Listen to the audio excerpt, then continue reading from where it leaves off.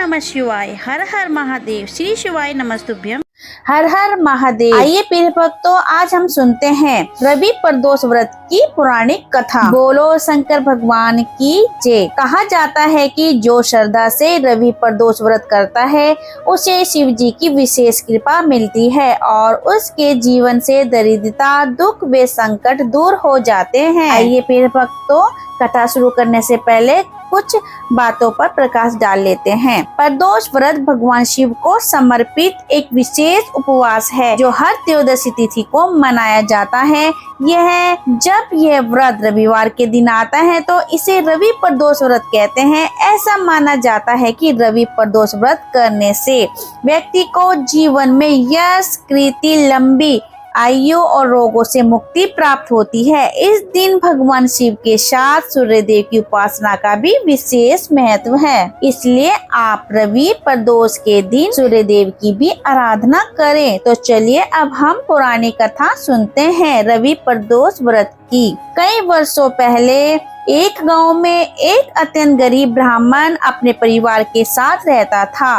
उसकी पत्नी बहुत धर्मपरायण और आस्थावान थी और हर त्रयोदशी को श्रद्धा पूर्वक प्रदोष व्रत किया करती थी। उन्हें एक मात्र संतान, एक बेटा था जो बहुत ही सरल और मासूम था। एक दिन वे बालक गंगा स्नान के लिए निकला। रास्ते में कुछ डाकुओं ने उसे पकड़ लिया और धमकाने लगे, हमें अपने पिता का छिपा हुआ धन बता दो, नहीं तो जान से हम तुम्हें मार देंगे। बालक ने बड़ी विनम्रता से कहा, बंधुओं, हम तो बहुत ही गरीब हैं, हमारे पास कोई धन नहीं है। डाकुओं ने कहा, इस पोटली में क्या है? बालक बोला, मेरे माँ ने मेरे लिए रोटियां बांध कर दी है। उसकी सच्चाई और दरिद्रता देखकर डाकुओं का हृदय बदल गया। वे बोले, ये तो बहुत दीनहीन है, इसे छोड़ो, हम किसी और को ढूंढेंगे। और वे बालक को छोड़कर चले गए। थोड़ी देर बाद वे बालक एक नगर के पास बरगद के पेड़ के नीचे विश्राम के लिए लेट गया। उसी समय नगर के सिपाही चोरों की खोज में वहां आए और उसे ही चोर समझकर बंदी बनाकर ले गए। राजा के सामने पेश किया और बिना किसी दोष के उसे कारागार में डाल दिया गया। उधर जब बेटा घर नहीं लौटा तो माँ चिंतित हो उठी।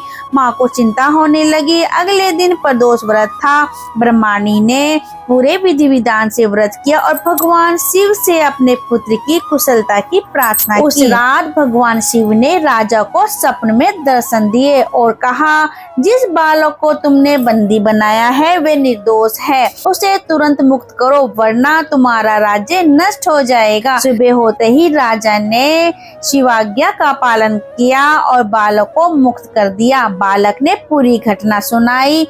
राजा अत्यंत प्रभावित हुआ और उसके माता पिता को दरबार में बुलाया। वे डरे हुए थे पर राजा ने उन्हें स्नेहपूर्वक सम्मानित किया और ब्राह्मण को 5 गांव दान में दे दिए। भगवान शिव की कृपा से उनका जीवन सुखमय हो गया। इसी के साथ ही रवि प्रदोष की कथा समाप्त होती है। आशा करती हूँ कि आप रवि प्रदोष के दिन इस कथा का श्रवण करके अवश्य लाभ उठाएंगे। अगर आपने व्रत रखा है या नहीं रखा है, फिर भी आप इस कथा का श्रवण अवश्य करिए और लाभ उठाइए। हर हर महादेव।